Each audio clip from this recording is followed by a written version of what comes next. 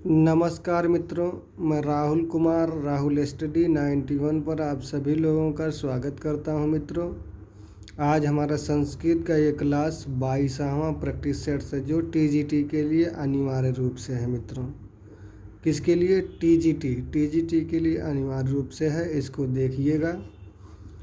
यहाँ देखेंगे पहला क्वेश्चन कहा जाए सिरसा खलवाटा में सिरसा में कौन सा कारक है। तो यहाँ जो कह दिया है सिर से गंजा, तो यहाँ कौन सा करण कारक होता है। मित्रों, जहाँ विकार होगा एनांग विकारा सूत्र की सहायता से वहाँ क्या हो जाता है? करण कारक हो जाता है। यहाँ आटा को संस्कृत में कहते हैं, यहाँ चड़का कहा जाता है कि कलामाह कहा जाता है कि चूर्णम कहा जाता है कि ब्रीही मतलब होता है धान, ठीक है। कलामा मतलब दूसरा कुछ होता है। मित्रों, चूर्णम क्या हो जाएगा? चूर्णम हो जाता है, क्योंकि वह किसके तरह होता है? चूरन की तरह हो जाता है। दैत्याकारः शब्द का संधि विच्छेद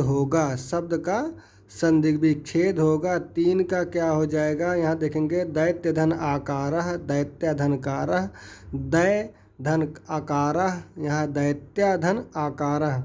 तो दैत्य नहीं होता मित्रों, बल्कि क्या होता है? दैत्य धन आकारः होता है। आकथितम चा सूत्र किस विभक्ति का बोधक है?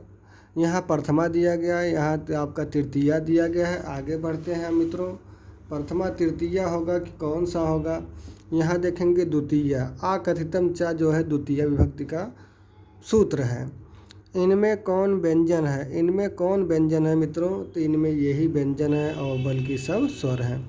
योद्धा पदे कह संधि, योद्धा पद में देखेंगे मित्रों यहाँ जसत्व संधि है। मित्रों, आपदांत जसत्व, योद्धा कह दिया जाए, बुद्धा कह दिया जाए, दुग्धम कह दिया जाए और बुद्धि कह दिया जाए, तो इन सब में क्या होता है? जसत्व, आपदांत जसत्व होता है। मित्रों, यहाँ सहसे श्री प्रतिवसति सूक्ति है, मतलब सहसे श्री प्रतिवसति सूत्र है। तो यहाँ कहाँ से दिया? मृक्ष कटिकम, कादम्बरी कथा मुखम बाण भट्ट का है, रघुवंशम महाकाव्य कालिदास का है। मृक्ष कटिकम जो है आपका किसका है? शूद्रक का है। मित्रों, आगे बढ़ते हैं। देखिए मित्रों क्या कहा जा रहा है अगला 8वां वाला क्वेश्चन। जलौघा में संधि है, जलौघा में वृद्धि स्वर संधि है। जल का प्रवाह जिसका अर्थ होता है, ओघा मतलब होता है प्रवाह। संज्ञा होने के पश्चात स्वर का प्रकार है। स्वर का सभी प्रकार है मित्रों, आप जानेंगे। ये संज्ञा भी है और स्वर के प्रकार भी है। भूत बलि में समास है तो चतुर्थी तत्पुरुष समास है। भूताय बलि। युष्मद का पंचमी एक वचनांत क्या है? तो त्वत है। मित्रों, इसको हम थोड़ा गा कर कहेंगे आप लोगों। त्वं त्वां त्वया तुभ्यं त्वत् तौ त्वयि, त्वं त्वां त्वया तुभ्यं त्वत् तौ त्वयि, अहमां मया मह्यं मत्ते मम मयि, अहमां मया मह्यं मत्ते मम मयि, त्वं त्वां त्वया तुभ्य त्वत् तौ त्वयि। तो आपका क्या हो जाता है? आपका तत्व हो जाता है। त्वाम जो है द्वितीय विभक्ति का एक वचनांत है, तौ जो है षष्ठी विभक्ति का एक वचनांत है, ये पंचमी विभक्ति का बहुवचनांत है। मित्रों, अगला देखेंगे आपका ब्राह्मण वाला क्वेश्चन देखेंगे। ब्राह्मण वाला क्या? श्री शब्द का चतुर्थी बहुवचनांत रूप है। तो यहाँ जानेंगे आप लोग चतुर्थी बहुवचनांत जानेंगे क्या होता है? श्रीभ्या होता है। मित्रों, श्रीभ्या होता है। यहाँ श्रीय जो कह दिया गया है, ये जो है चतुर्थी पंचमी और षष्ठी का एक वचनांत होता है। श्रीभ्याम होता है, ये तृतीया चतुर्थी और पंचमी का द्विवचनांत होता है। श्री भी जो होता है तृतीया का बहुवचनांत होता है। मित्रों, ये कहा गया दुहित शब्द का चतुर्थी एक वचनांत रूप है। दुहित शब्द का यहाँ देखेंगे दुहित मतलब जगत का रूप हो जाता है, विश्वत का रूप हो जाता है।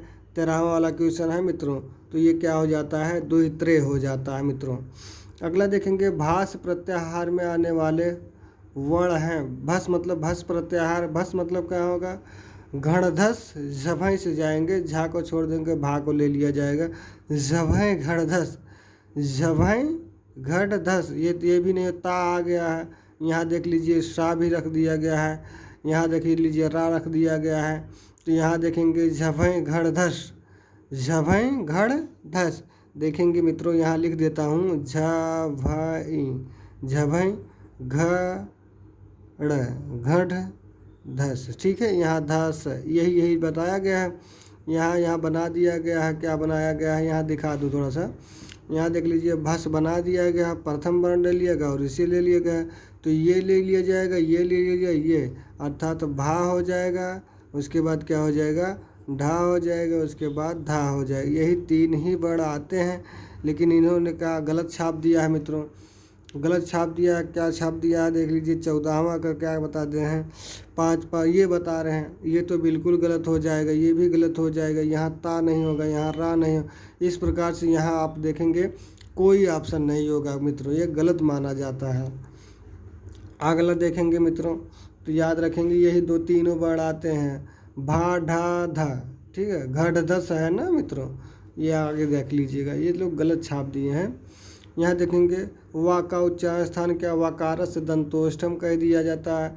यहाँ देखेंगे उपु पद्मानिया नाम ओष्ठव, ओ दौतो कंठोष्ठम। और यहाँ देखेंगे ऋतु रसाड़ा मूर्धा। अगला देखेंगे 16वां वाला क्वेश्चन मित्रों देख लीजिए, प्रलयगता में द्वितीय विभक्ति है। यहाँ जो है सब तत्पुरुष समास है, मतलब श्रित अतित पतित गत अत्यस्त प्राप्त आपन्न नहीं। इस सब में क्या होता है, इस समय पंचमी होना चाहिए था लेकिन द्वितीय हो जाता है मित्रों, यही सूत्र आने की वजह से। यहाँ देखिए गुरोह शब्द में विभक्ति और वचन है। गुरोह जैसे ही कहा जाएगा ये पंचमी और षष्ठी का एक वचनांत बन जाता है। पंचमी और षष्ठी का एक वचनांत, अर्थात डी वाला ऑप्शन सही हो जाएगा। अगला देखेंगे क्या कहा जाए, नदीभ्या शब्द में विभक्ति और वचन है। मैंने बताया था भ्या शब्द आएगा तो पंचमी का आपका बहुवचनांत होगा, चतुर्थी का बहुवचनांत। यहाँ देख लीजिए ऑप्शन क्या दे रहा है, चतुर्थी के एक वचनांत दे रहा है, तृतीया का बहुवचनांत दे रहा है, पंचमी का बहुवचनांत दे रहा है, सप्तमी का एक वचनांत दे रहा है। तो निश्चित रूप से क्या हो जाएगा, पंचमी का बहुवचनांत हो जाएगा। अगला देख लीजिए क्या कहा जा रहा है, नवति शब्द का बोधक है, मतलब संख्या का बोधक। नवति मतलब क्या होता है, 9 होता है कि 90 होता है। नवति मतलब होता है गुरु 90 होता है। अगला आगे चलते हैं, देख लीजिए कहा जा मालिनी छंद के प्रत्येक पाद में कितने गण होते हैं।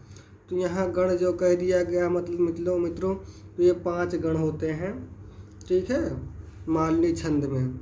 यहाँ देखेंगे यहाँ जो है, यहाँ देख लीजिए निनाय क्रियापद में प्रयुक्त लकार पुरुष और वचन है। निनाय जो कहा गया है, यहाँ कौन सा क्रियापद लकार पुरुष और वचन है मित्रों, ये 21 का क्या हो जाता है, सी।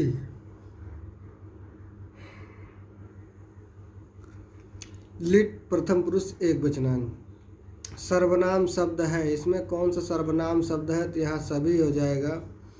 सहतौते, अहम आवाम, इवम इवाम युवम, ठीक है मित्रों।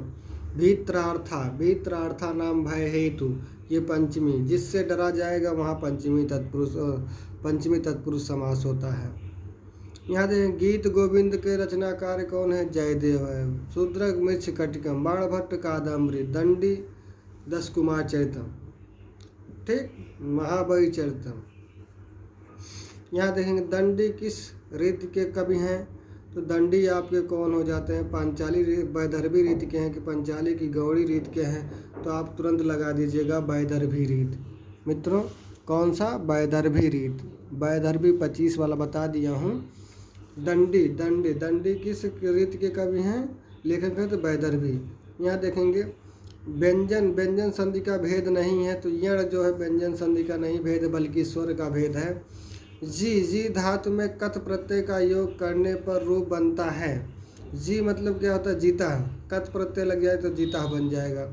ये तवत प्रत्यय लग जाएगा, या इसमें भी तवत प्रत्यय, कतवत जिसको कहते हैं। बलरामा का पर्याय है, बलरामा किसका पर्याय है, तो आप जानते हैं हलधरा कह दिया जाए कि अज्ञा कह दिया है कि नरा कह दिया कि जीवा कह दिया जाए, तो आप जानते हैं बलराम क्या लिए रहते हैं, हल लिए रहते हैं जो अपने कंधे पर रखे रहते हैं। यहाँ देख लीजिए शुद्ध वाक्य है, शुद्ध वाक्य क्या है, सह सत, यही बिल्कुल सही है और कुछ नहीं है। ते खादंती होना, ते गच्छन्ति होना चाहिए, गच्छ कह दिया गया है, मध्यम पुरुष के एक वचन बना दिया है। यहाँ देखेंगे अगला देखेंगे अपयसः, अपयसः में उपसर्ग है तो अप उपसर्ग है, उसमें ज़्यादा कुछ कहने नहीं है। यहीं पर आपका क्लास समाप्त होता है मित्रों। 30 क्वेश्चन हो गया, हर दिन आपको मिलता रहेगा 30 क्वेश्चन, 1200 प्रश्नों का सार संग्रह बनाया गया TGT स्पेशल के लिए। धन्यवाद। अच्छा लगे चैनल को ज़रूर सब्सक्राइब करेंगे।